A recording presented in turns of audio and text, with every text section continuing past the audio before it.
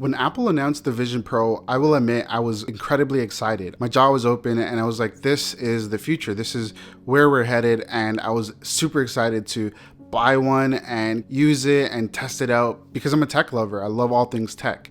But as I watched videos of people using it and reviews and kind of the demos that Apple released, I got a little bit concerned for a couple of reasons.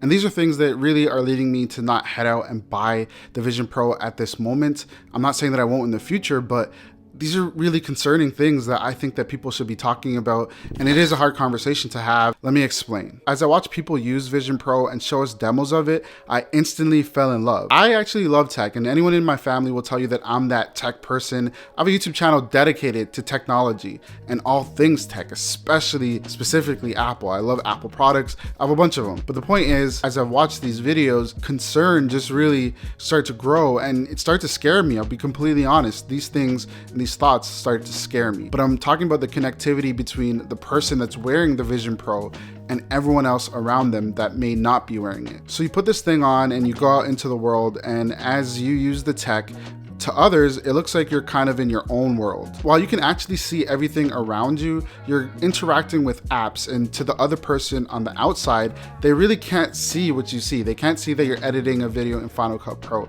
They can't see that you're watching a YouTube video or listening to Spotify. They can't really tell what you're doing. But to them, it kind of looks like you're just often doing something a little bit strange, and your body language is completely different because, again, you're interacting with these apps. This kind of brings you out of reality, and I don't think it was Apple's point of making this device, or at least I hope it's not, but I don't think that their intention was to make this a VR machine. It's more of an augmented reality machine, and the distinction is very important. So as you're using this and as other people are looking at you, again, you are a little bit in your own world, and you're not really connected to the things that are around you because you're kind of, typing away at your essay or something like that. And I know a lot of people are saying that maybe it's not that bad, but ponder this. Like, just imagine you and maybe your partner or your family going out to the park, and all of you are wearing this headset. So you all have this headset on, and you're interacting with like 3 to 5 different screens all at once.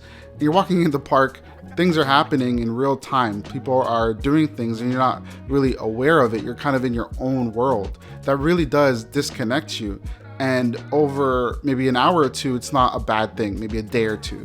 But imagine that this becomes life, like everyday society. Everybody is on their headset and they're kind of distracted by things that you can't see what they're doing, and they're just often, they're not really looking at you, or it feels like they're looking at you. It's a little bit concerning. And let me make this clear. I'm not somebody that cares in general about people using tech and not paying attention. And I'm not somebody that's like always complaining that kids need to go outside and play and all that stuff. But what I'm saying here is, I think we need to have real conversations about the next steps of society with Vision Pro.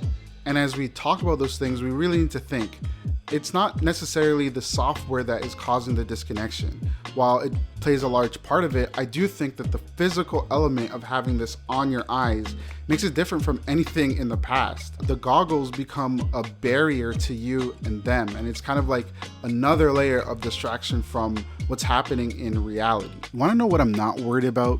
This iPhone 15 series case from TAC. What I like the most about this case is that it's ultra thin and minimal. It has a 0.35 millimeter design and is a minimum of 6 grams.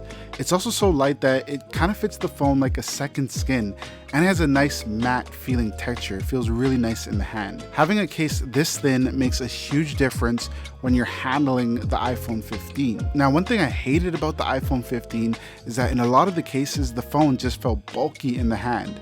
But that's no longer an issue because this TAC case reverses that feeling, and it makes it feel like the case is integrated into your phone. Now, you might be worried about protection, and that's fine. TAC thought of that. This case does have a raised button design and a raised camera lip as well for keeping those camera bumps protected and safe from damage. This is hands down my favorite iPhone case when it comes to being minimal and light, especially when you're on the go. But what I will say is, it's not all scary. right? There's a good element of it that I think is important, and especially in people in specific situations. It has an improved FaceTime implementation and things like that, and that's interesting. But what I'm really interested in is spatial video. So what that is Apple's way of allowing iPhone users to record a video on your iPhone and then play it back through your Vision Pro, and it's gonna feel as if it's happening in real time. So you can kind of see the video played through the goggles, and it's like you're right there back in that moment again. So I'm just thinking in cases where maybe you have a loved one that you lost recently and you want to replay some of those videos and kind of reconnect with them again, then I think that there's a lot of good applications there. But still, I'm a little bit scared. I am not somebody that thinks that technology is taking over the world. I'm not wearing a tinfoil hat, but I am making an observation and trying to have a conversation surrounding the next steps of this new tech. When this becomes affordable for everybody and everybody gets their hands on it, does that mean that the way we connect will be through Vision Pro? And are we ready for that? Or is there still a lot of benefit to looking at the world through our own eyes and not Vision Pro? Anyways, let me know what you think down below in the comments. I'm interested to hear your thoughts, and while you're down there, make sure to subscribe. Thank you so much for watching, and I'll see you in the next one. Peace.